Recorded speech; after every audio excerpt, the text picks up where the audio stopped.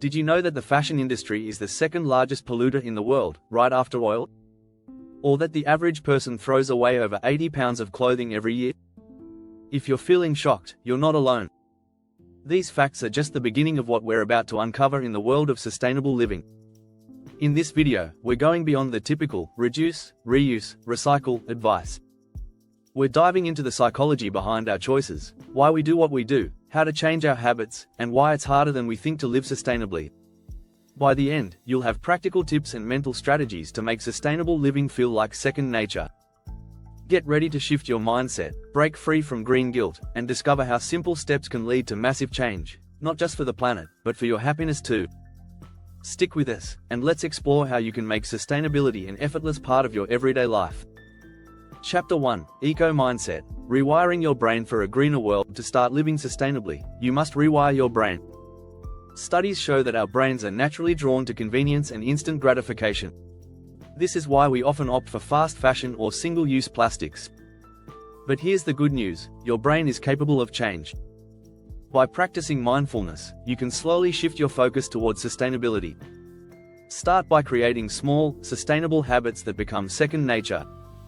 According to environmental psychologist Dr. Rachel Lamb, when we make one small eco-friendly choice, our brains start to rewire, making future sustainable actions easier to commit to.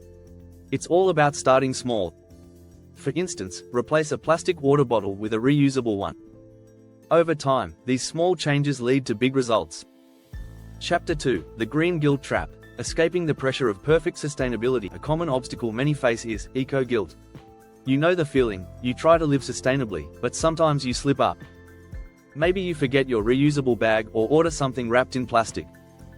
It's easy to feel like you're failing, but perfection is not the goal.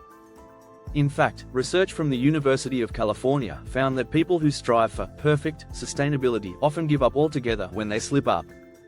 Instead, it's about progress, not perfection. Sustainability expert B. Johnson, in her book Zero Waste Home, writes, "Sustainability is a journey, not a destination.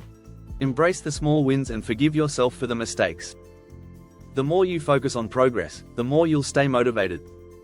Chapter 3: From Consumerism to Consciousness. The mental shift to minimalism. Another crucial part of sustainable living is simplifying your life. This mental shift from consumerism to minimalism can change everything. Research shows that Americans throw away over 9 million tons of clothing each year, many of which are made from non-biodegradable materials. Shifting to a minimalist mindset can help reduce waste. It's not just about less stuff, though, it's about less stress. In her book The Life-Changing Magic of Tidying Up, Marie Kondo talks about how decluttering your home can declutter your mind. When you focus on keeping only what truly adds value, your home becomes a peaceful space that supports your sustainable goals. If you're enjoying these strategies, don't forget to hit the subscribe button for more tips on how to make sustainable living a part of your daily life. Chapter 4: Sustainability and Social Identity. The tribe you build. We often forget how much our social circle influences our choices. According to psychology, humans are social creatures. We tend to adopt behaviors and values from the people around us. When you surround yourself with individuals who care about sustainability, it can make your eco-friendly choices feel easier and more natural. A study from the University of California shows that people are more likely to adopt sustainable behaviors when they see others in their community doing the same.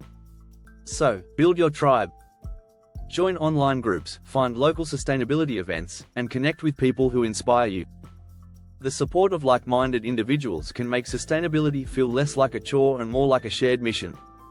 Chapter 5: Behavioral Economics of Green Choices. Why we buy and how to stop. Ever wonder why it's so hard to resist impulse buys? It's not just you, our brains are hardwired to seek out instant gratification.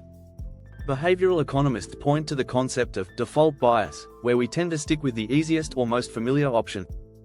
However, you can break this cycle with a simple strategy: awareness. Studies have shown that just being mindful of our impulses can reduce wasteful spending. The next time you're tempted to buy something unnecessary, pause for a moment. Ask yourself, do I really need this? Taking that moment of reflection helps make more conscious, sustainable decisions. This also applies to food waste. According to the Natural Resources Defense Council, 40% of food in the US goes uneaten, often due to overbuying or poor planning. Practicing mindfulness when you shop can significantly reduce your environmental footprint.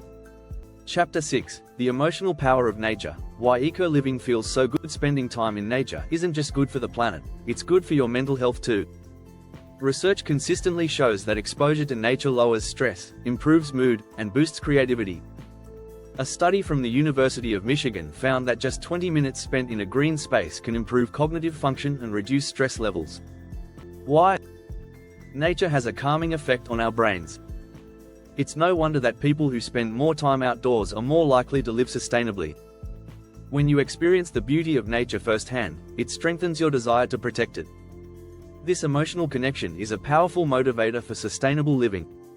So, make time for nature, whether it's a walk in the park or a weekend hiking trip.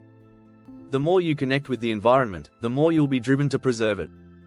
Thank you for sticking with us to the end. If you found this helpful, don't forget to subscribe for more practical tips on how to live sustainably and make a real impact. Sustainable living isn't just about the actions we take, it's about the mindset we cultivate. By rewiring your brain, overcoming eco-guilt, embracing minimalism, building supportive communities, practicing mindful shopping, and connecting with nature, you can create lasting, meaningful changes in your life. Remember, it's not about being perfect, it's about making better choices, one step at a time. As Dr. Rachel Lamb says, the smallest change can create the biggest impact, both for you and for the planet.